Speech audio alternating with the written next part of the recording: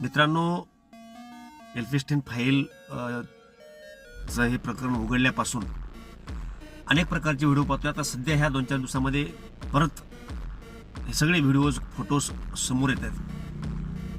ते व्हिडिओ पाहिल्याच्या नंतर ज्याचं हळवं मन आहे त्याला निश्चितपणे वेदना होती. लहान लहान मुली, 70-80 वर्ष वयाचे म्हातारे सुद्धा या लहान लहान मुलीवरती अत्याचार केले, त्याच्यावरती बलात्कार केले, त्यांना गोरगोर करण्यात आलं, त्यांना परत कापण्यात आलं, त्यांना भाजण्यात आलं. जनावरं बकरी जसं आपण भाजतो त्या पद्धतीने भाजण्यात आलं, त्यांना त्यांचे अवयव खाण्यात आले. ही कोणती वृत्ती आहे? यांना राक्षसच म्हणावं लागेल ना.